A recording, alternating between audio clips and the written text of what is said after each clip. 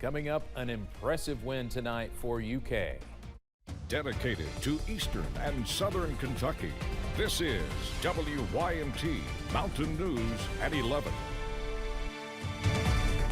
Good evening, I'm Steve Hensley. A big test for the Kentucky Wildcats tonight in Rupp Arena, and the Cats passed with flying colors. The young man from London also had a huge game in a rout over number 8 Miami. WYMT's Audrey Hausberger joins us now with our Big Blue coverage. That is exactly right, Steve. The number 12 Cats showed out tonight in Rupp Arena against the number 8 Miami Hurricanes. Let's dive into some highlights, shall we? Some quick ball movement to start us off in the first quarter. Adu Thiero ends up with the rock and hits the floater for 2.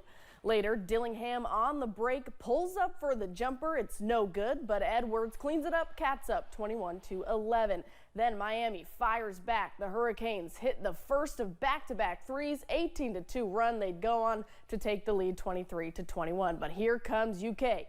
Dillingham swish beyond the arc. Cats behind 2 now. Then it's local legend Reed Shepard from the corner for the lead.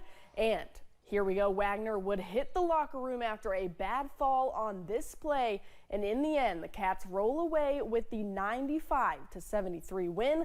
We'll have more later in sports. Well, I wish the weather was as exciting, but it's just cold across the region as we go into tonight. Those temperatures for most of us right now in the upper teens and lower 20s. We are down to 19 degrees for Clintwood, also Jonesville, 21 for Manchester, also Hazard, 22 over in London. So we are well below freezing at this hour, and we continue to fall as we go into tonight, because up on First Alert Pinpoint Doppler, you can see we are dry, and as high pressure continues to sit over the Commonwealth, that means more clear skies, more calm winds, and that means temperatures will continue to tumble as we go into tonight. For most of us, we see some upper teens, also lower 20s as we stay dry under that clear sky, but a little bit of a rebound on Wednesday. Highs back in the upper 40s and lower 50s. And as high pressure continues to park itself over the region, more dry, also sunny weather is on the way. And again, those temperatures rebound into the upper 40s and lower 50s, middle 50s on Thursday, Friday, some 60s for this weekend, also tracking some more rain chances by Friday as well. Those details coming up in just a few minutes. Steve? All right, Cameron, definitely need the blankets tonight. Thank you. One person is dead after a crash this morning in Whitley County. It happened on Kentucky 92 East. Officials learned a Ford pickup truck crossed the center line, colliding with a Kenworth tractor trailer. 52-year-old Linda Bedford of Pineville was driving the pickup truck and was pronounced dead at the scene. Officials say she was not wearing a seatbelt at the time. A portion of the roadway was closed for several hours earlier today. A long multi-state police chase ended in Rowan County. Police say Rodney Sears led them on a nearly 90-mile chase at 3 in the morning, and he was driving a stolen Huntington, West Virginia police cruiser. The pursuit took them into Rowan County. Court documents show there were 2 fully functioning firearms in the car when it was stolen. Troopers say Sears abandoned the car on I-64 and tried to run, but they were able to catch him. It's been nearly a week now since a failed wheel bearing caused a train derailment in Livingston in Rockcastle County, which caused a chemical fire and evacuations of residents. Michael Callahan, a rail safety expert and former conductor with CSX and Amtrak, says he wants to know more about the rail car in question and its maintenance records. It's mandatory that these trains, before they leave their initial terminal, when the train is put together, that a car inspector walks the whole train and inspects it and signs off on it. I think the federal government should obviously take more measures to promote safety within the rail industry. CSX tells the Associated Press that the last hot bearing detector the train passed was 21 miles back. The train derailed 2 miles shy from the next detector.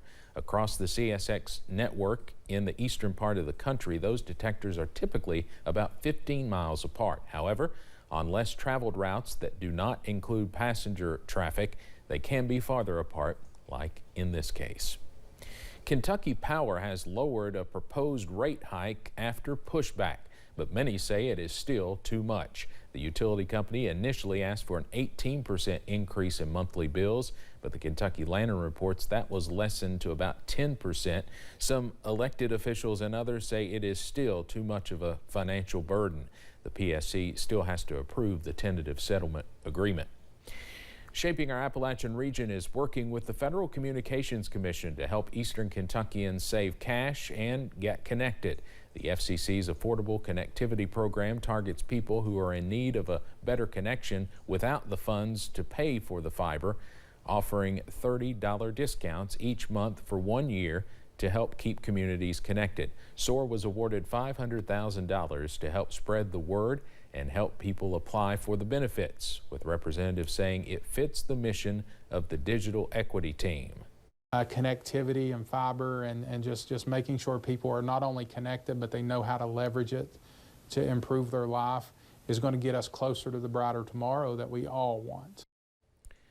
Find out if you qualify and how to apply over on our website. The Tuesday after Thanksgiving is celebrated globally as Giving Tuesday, a day which encourages folks to be generous and give to various local or national charities during the holiday season. And Hazard Boutique Jewels by Julia owner Julia Smith made the decision to donate 15% of her sales from today to Viper Elementary's Angel Tree Fund, something that the Family Resource and Youth Service Center director at Viper says means a lot. With the merge of Viper and Leatherwood, I had over 90 kids on my Christmas assistance. And with the school of just over 300, that's a lot of kids needing assistance. And with families struggling in the area, it's took, local businesses to step up and, help.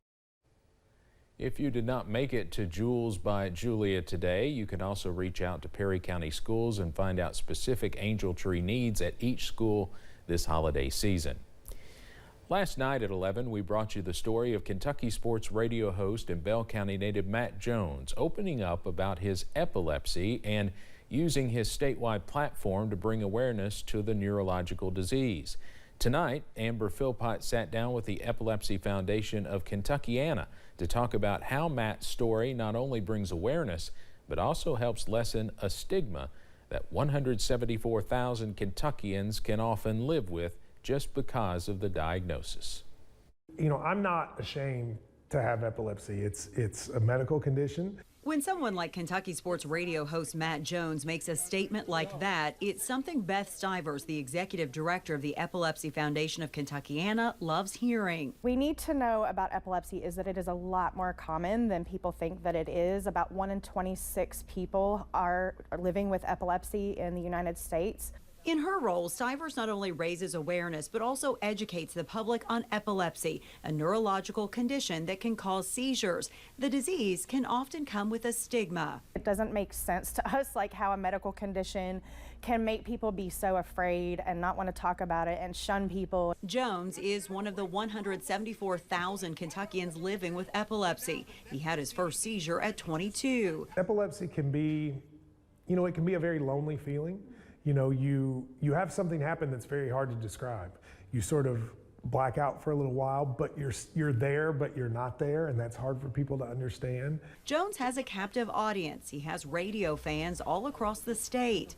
Welcome back, hour number 2 here at Kentucky Sports He's Radio. been open about his epilepsy, and by lending his voice, it's given the Epilepsy Foundation a chance to tap in to a statewide audience using grant money for ads, for education, and rural outreach. To us, it means a whole lot that he's brave enough to talk about it, because I know it's not easy. It's not something people want to talk about a lot of the time.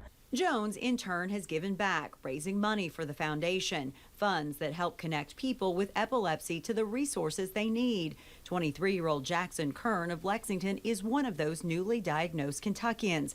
Last August, the Bellarmine soccer player had his first seizure. I was in my driveway and ended up having my first seizure, but at the time didn't know what was going on because I blacked out. Kern, now on medication to control his seizures, spends his time advocating for others like him, especially fellow athletes who might feel alone in their own diagnosis. I kind of wanted to help out, do my part. I found this opportunity to help people like me, younger kids that want to pursue dreams like play athletics. For both Kern and Matt Jones, they're living with something they didn't choose, but instead are focused on being open and honest and hoping to give a voice to others like them. It doesn't have to define who you are. You could do whatever you want. You can take your dreams to whatever you want. That was Amber Philpott reporting. And there are resources available, and you can watch last night's story if you missed it on KSR host Matt Jones dealing with his epilepsy diagnosis and how opening up about it was so rewarding.